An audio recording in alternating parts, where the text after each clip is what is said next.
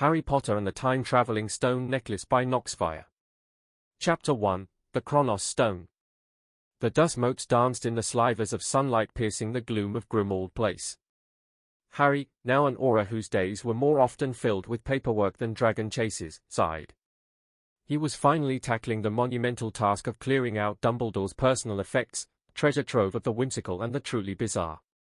Among self-stirring teacups and a particularly garish collection of knitted socks, his fingers brushed against something cool and smooth. He pulled it out, a necklace unlike any he'd ever seen. The chain was intricately woven silver, but the pendant was what truly captivated him. It was a large, polished stone, shimmering with an inner light that shifted and swirled like a distant galaxy. Faint, almost imperceptible runes were etched into its surface, pulsing faintly with a life of their own. A brittle, yellowed note fluttered from beneath it. Harry carefully unfolded it, recognizing Dumbledore's elegant script. To the one who finds this, a word of caution. This is not a time-turner, nor is it a trinket for idle curiosity. It is the Chronos Stone, a relic of immense power, capable of weaving through the very fabric of time. Its purpose is singular, to mend that which was broken, to right a wrong that echoes through the ages.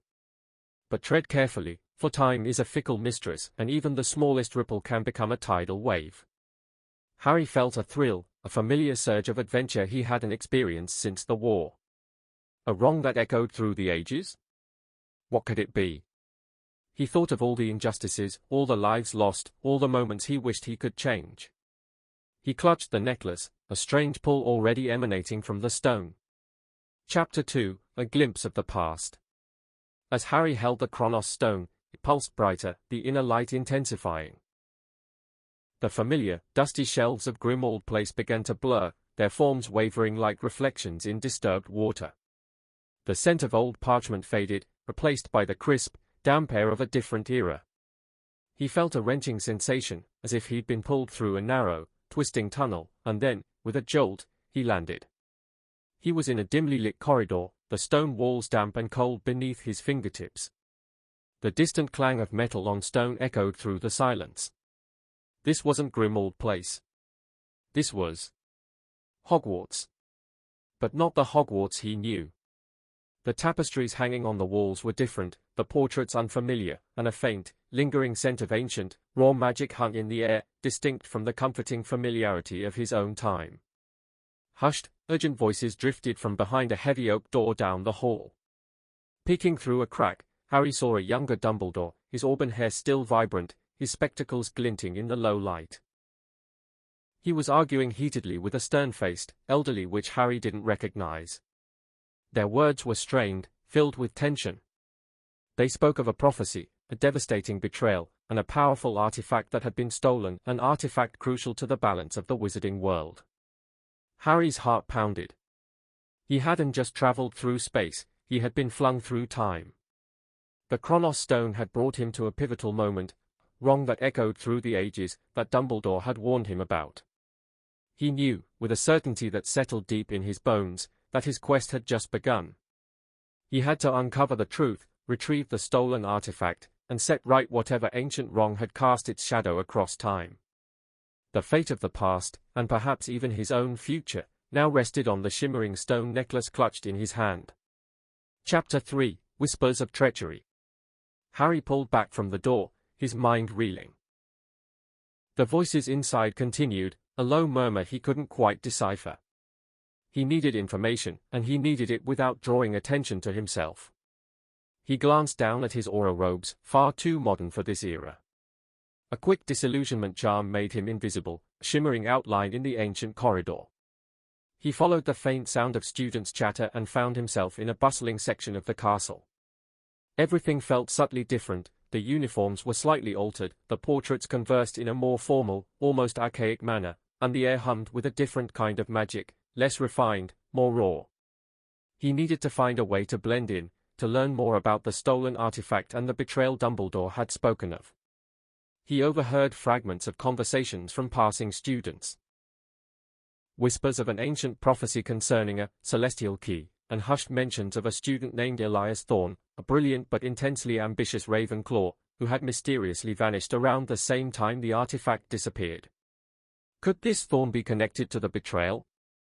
Harry's invisibility allowed him to slip into the Hogwarts library, a familiar comfort even in this altered time.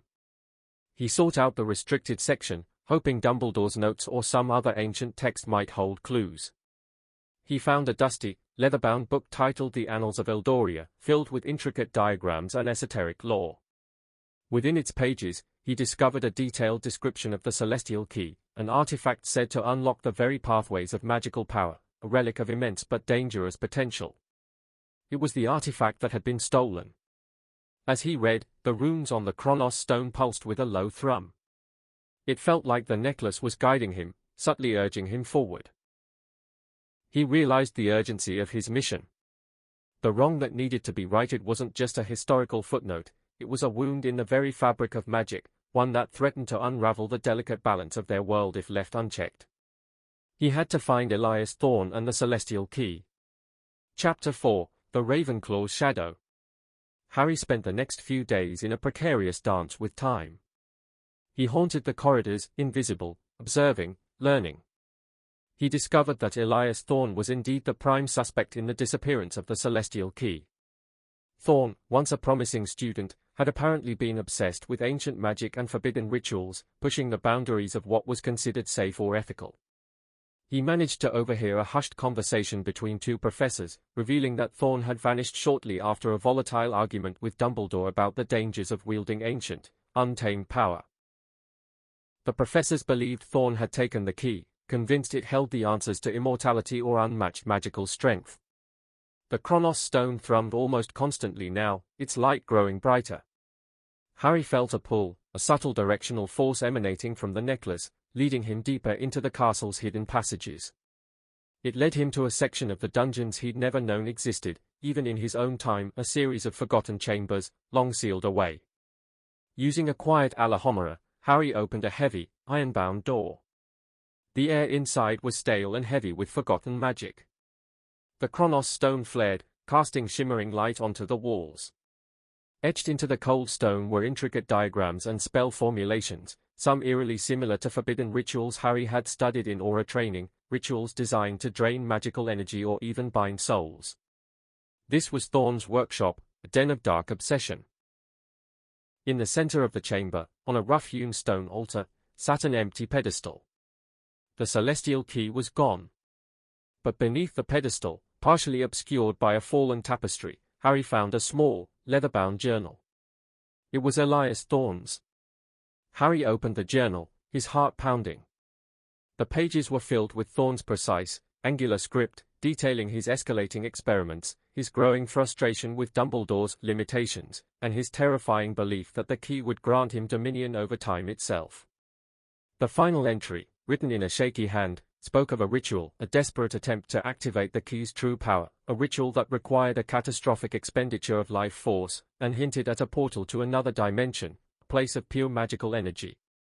Thorne hadn't just stolen the key, he intended to use it to tear a hole in reality.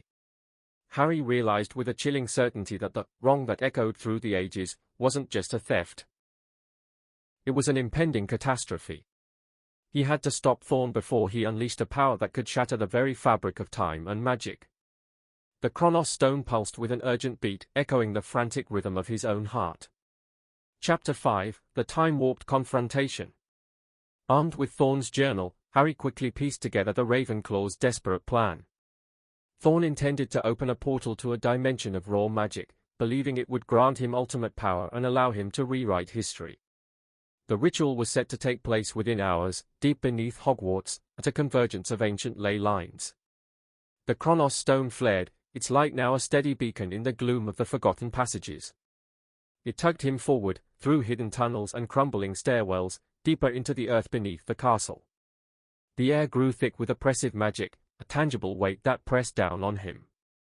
He emerged into a vast, cavernous chamber, pulsating with an eerie blue light.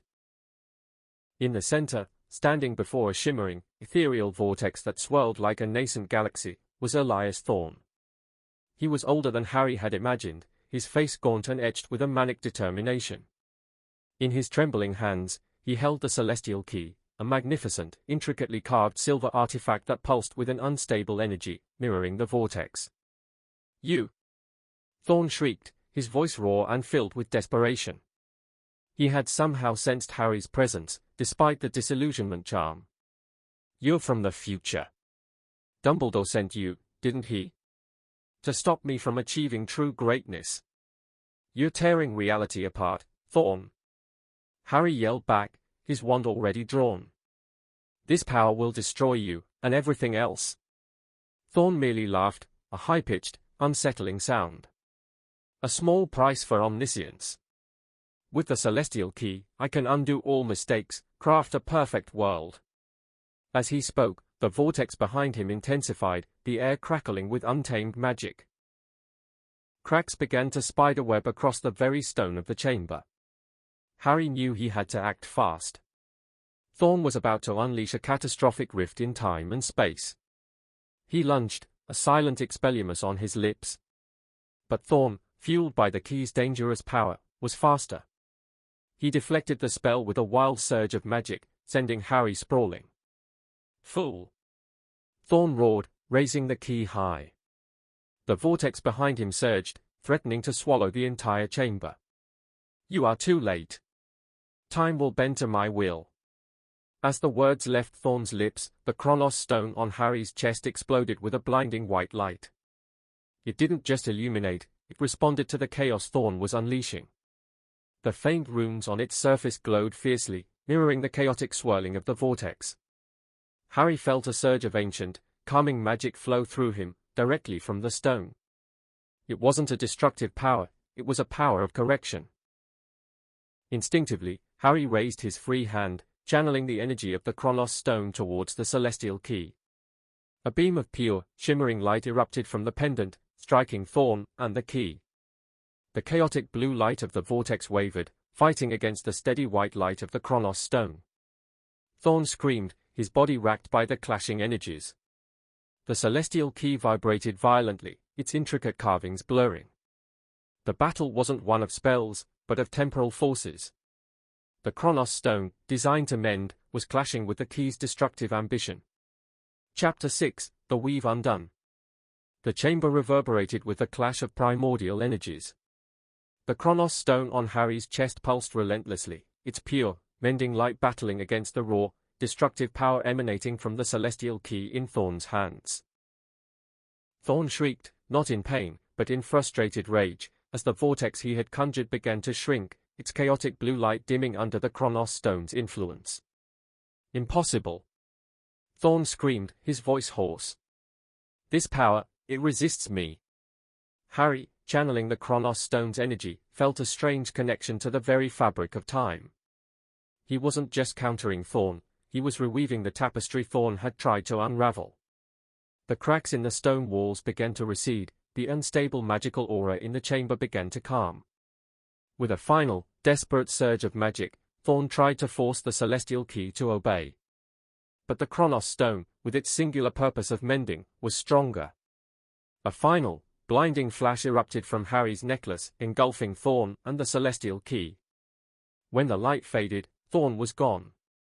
The Celestial Key lay on the stone altar, its vibrant, dangerous glow extinguished, now just a dull, silver artifact. The swirling vortex had vanished completely, leaving behind only a faint shimmer in the air.